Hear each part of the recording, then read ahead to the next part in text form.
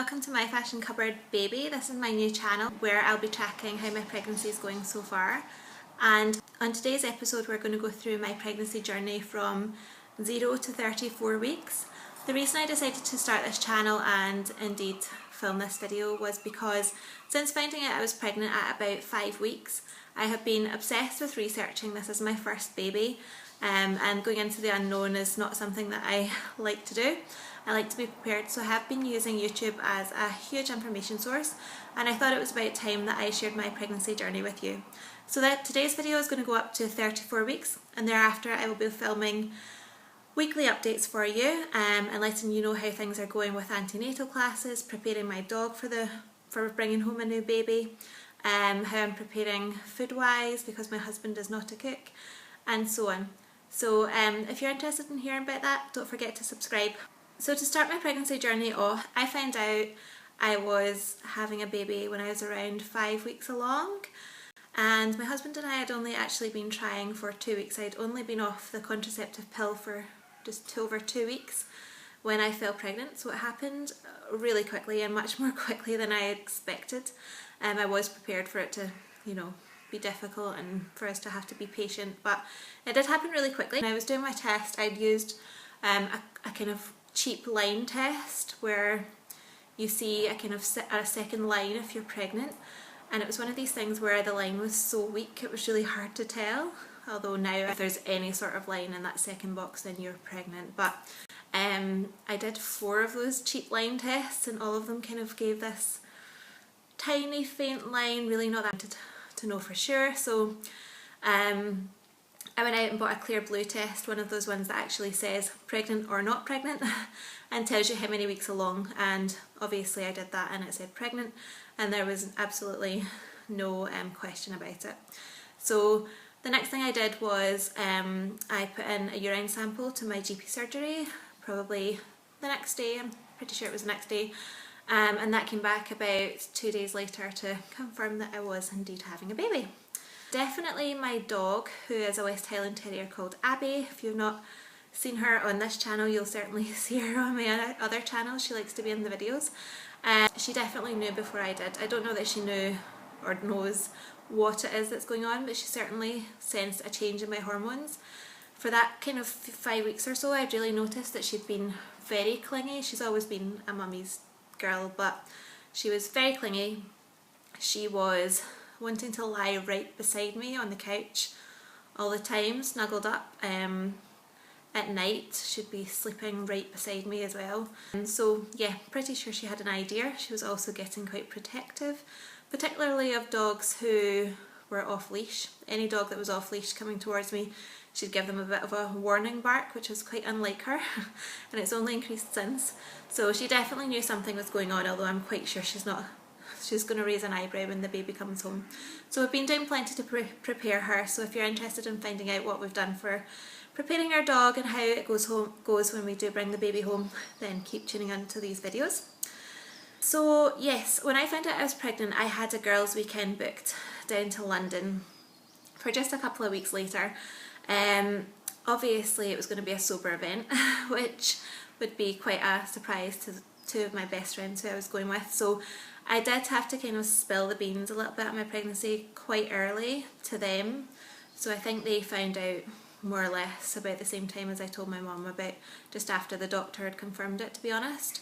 And that was really because if I went to London with them and said I was on medication or something, they'd be my best friends since I was about 4, and they would completely know I was lying. So I did tell them, but I did keep it quiet for everyone else. So just my mum and dad, my husband's mum and my 2 best friends were aware at that early stage. But I did wait until my 12-week scan, which was around just before Christmas time last year, to share the news more widely with my family. And all the tests were healthy and normal, so I did tell my family, and I told my work as well, who I think were a little bit panicky.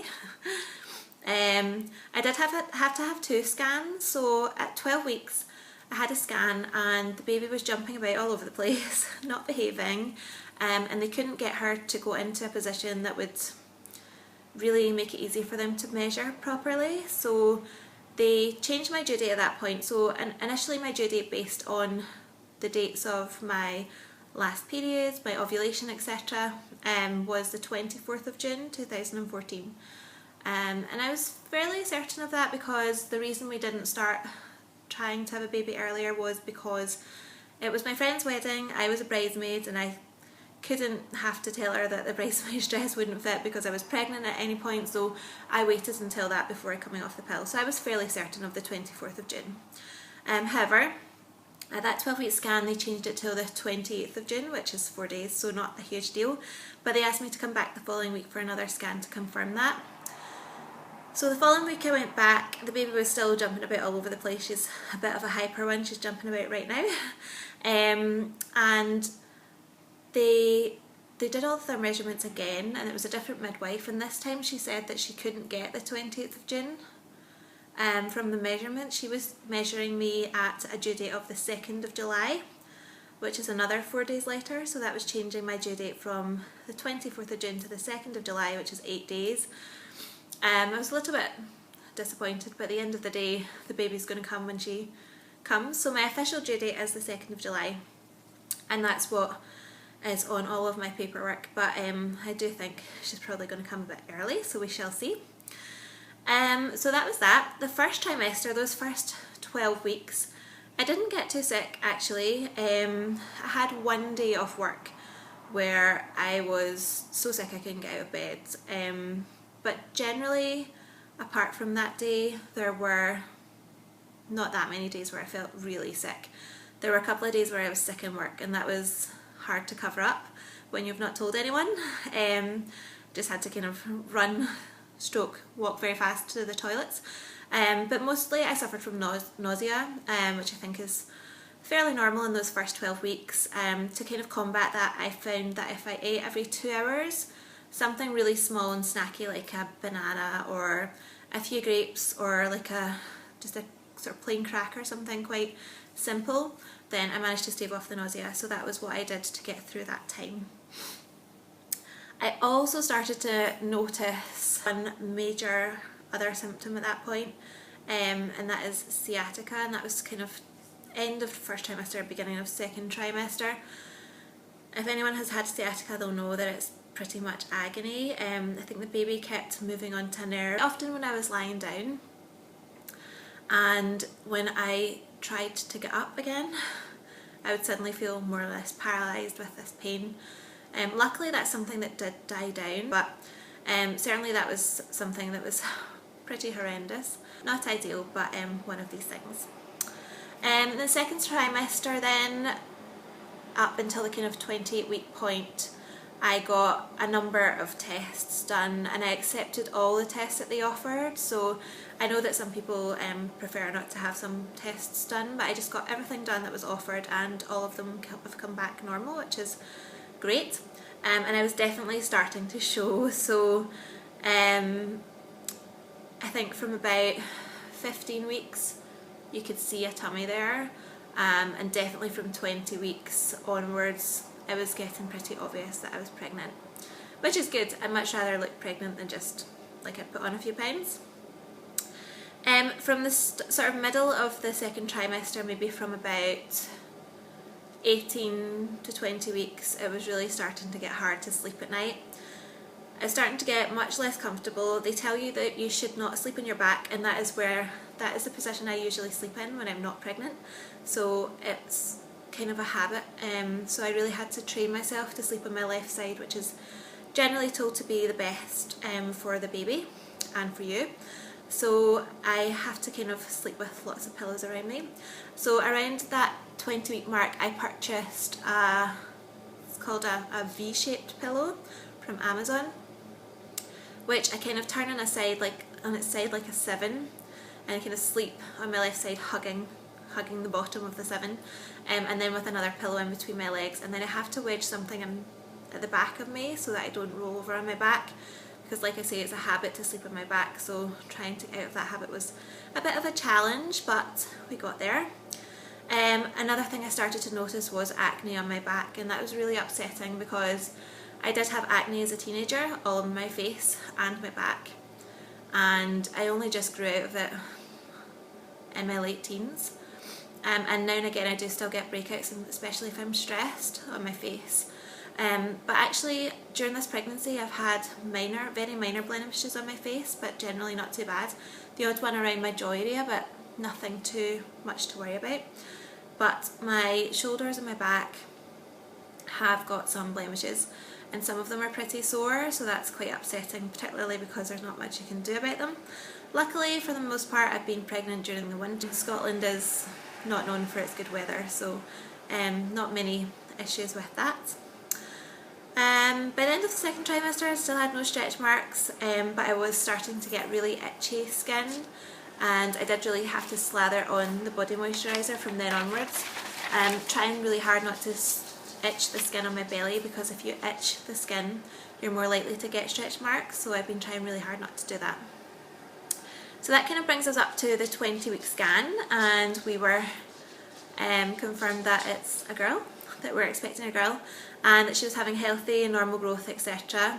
And it wasn't really until after that point that we started to consider buying things for her. So I think I was waiting for the 20-week scan to make sure that everything was okay, everything was on track before we started investing in baby stuff and getting a bit too excited about it, because obviously lots of things can go wrong. So far so good. The first big thing that I bought was a cot from Baby Zara's, from the mother-in-law, and I'll be filming a baby's haul video fairly soon, and that will cover, I'll do a haul of the big things, which will include the cot, and a haul of sort of clothes and things like that as well for you, so keep your eyes open for that. And the other thing that we bought at that point was travel system, pram and car seat, which is by Silver Cross, so again we'll include that in the haul. So it was the Silver Cross Wayfarer and the Simplicity car seat that we got with the Isofix base, and that was from my parents. And my mother-in-law bought us the cot from Baby Zara's, which is a sleigh cot, and it's a cot bed as well, so it'll do her right up until she's a toddler, which is great. So yes, like I say, it was really starting to feel real when we're starting to buy things like the pram and the cot. And from about kind of 25 weeks, I'm just looking at my notes here, from about 25 weeks I was looking obviously pregnant. Mostly all on my stomach area, but also a little bit on my thighs and my upper arms, which have definitely grown a little bit, much to my dismay. As far as cravings go in the second trimester, I didn't have any strange cravings, no cravings for coal or anything odd like that.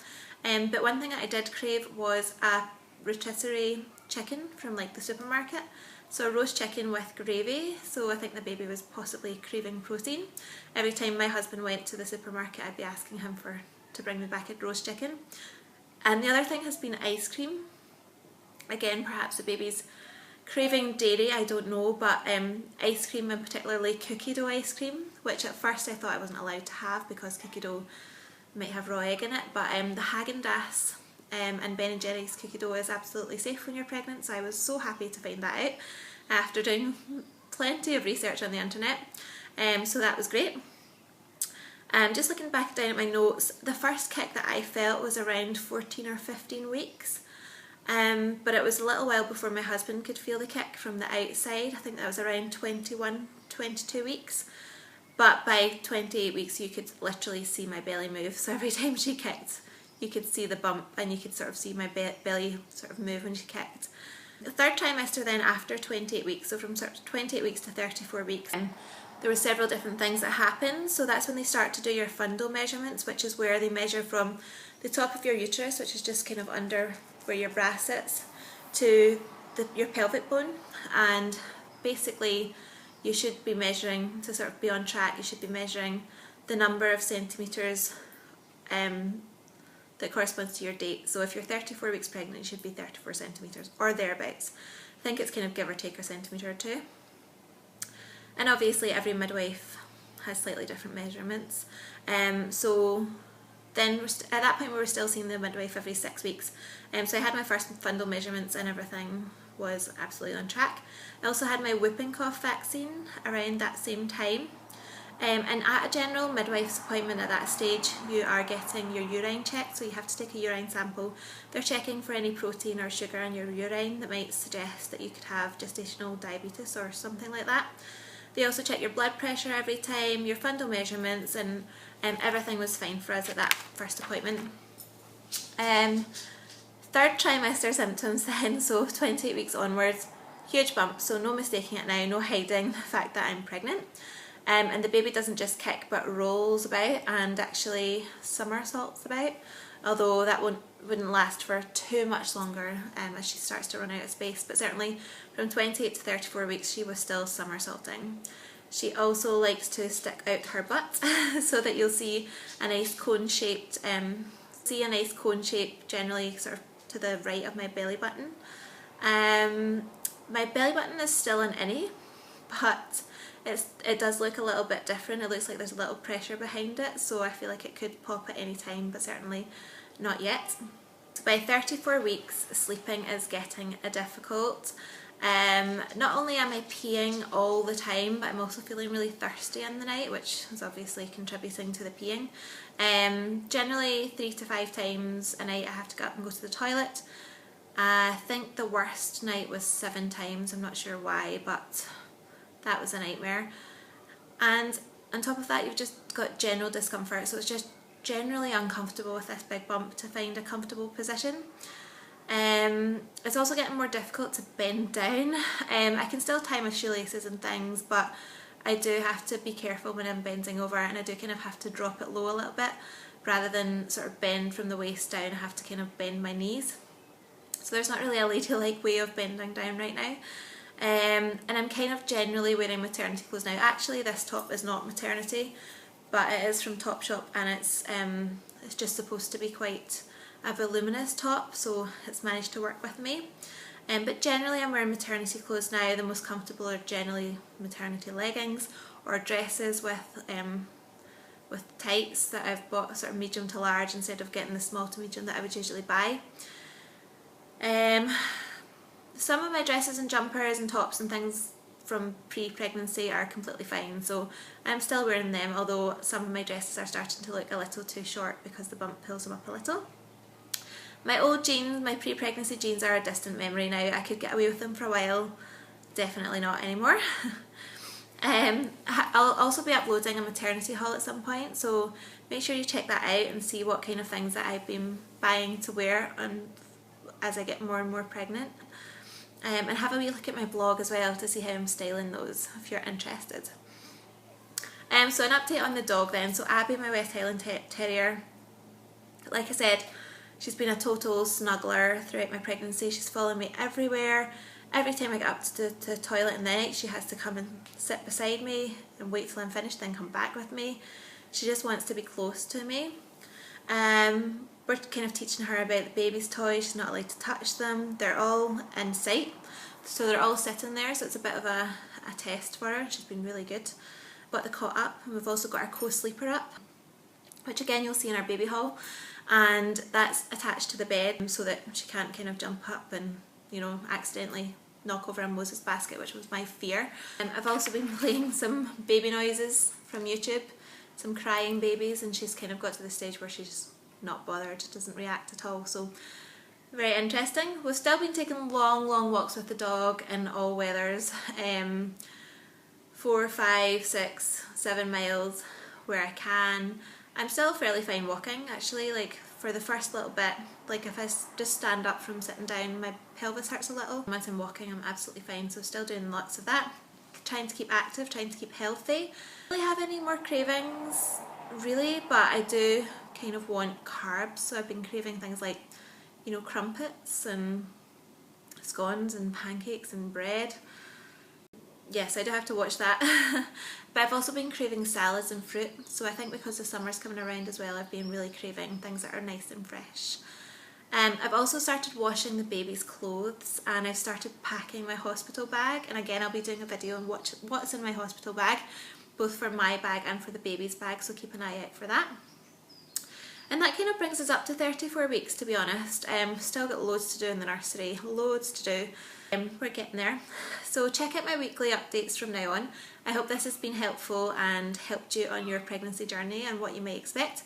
If you've got any questions for me, leave them in the down bar and I'll come back to you as soon as I can.